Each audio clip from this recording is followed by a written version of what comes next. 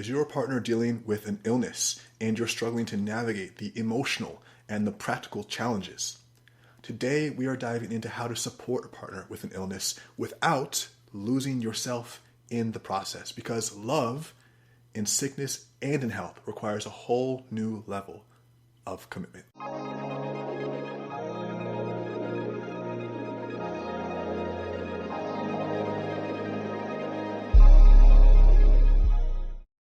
Welcome back to the Strength of Seduction podcast, the #1 resource for Black couples who want to build intimacy, love, and connection in their relationship.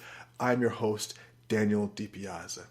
Now, if you're new here and you're just watching this on YouTube for the very first time, make sure you like this, make sure you subscribe, make sure you hit that bell so that you get updates. And if you're listening to this on your favorite podcast platform, for instance, like Apple or like Spotify, make sure to subscribe and to leave a review. Guys, every single review counts, even if it's short. We really appreciate you.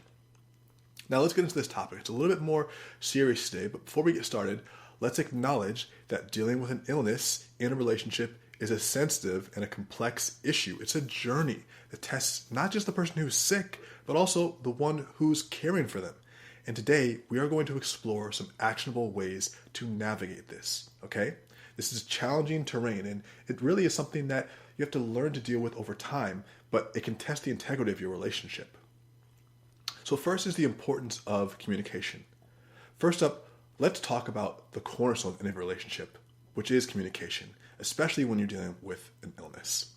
And just to give some background for this, when illness enters the picture, communication becomes even more critical. It is the lifeline that keeps both partners connected and informed. It's such an important thing not to lose track of. And part of that is just having an open and honest dialogue. You really want to encourage open conversations about the feelings and the fears and expectations. This is not the time for assumptions or for guesswork when it comes to someone's health. It even means having scheduled check-ins, regularly scheduled time to talk about how each of you is coping with the illness. And this ensures that both partners' emotional needs are being addressed, not just the person who's dealing with the actual illness themselves. And the second part of this is really setting boundaries. And let's talk about the importance of setting these boundaries, because both for the caregiver and the person receiving care, there need to be some clearly defined roles and containers. Boundaries help maintain a sense of individuality and prevent resentment from building up. And even in between loving couples, this can happen. And that means sometimes setting physical and emotional boundaries. Discuss the limitations that you have openly, whether it's the need for personal space or for emotional support. Make sure that both partners are on the same page. It's really critical. And this also includes the concept of having me time. Even in the midst of caregiving, it is crucial to set aside time for yourself. This helps prevent burnout and it maintains a healthy sense of self. It's so important. It's overlooked a lot of times by the caregiver. And let's talk about the role of empathy. Empathy is so important when you're supporting a partner who has an illness. And sometimes it can become hard as you constantly give. But it's so important because it's really the ability to understand and share the feelings of another. And this is what transforms sympathy into meaningful support, when you can really understand and see something through someone else's eyes. And that really comes down to active listening. Sometimes that's the best way to show empathy, is simply just to listen. Give your partner the space to express themselves without immediately offering solutions. People just need to feel seen and heard. And remember, it's a two-way street. Empathy should flow in both directions. The caregiver also needs emotional support and understanding, because your role is so important, And let's talk about navigating practicalities. Dealing with illness is not just emotional. It's also incredibly practical, and we have to remember that.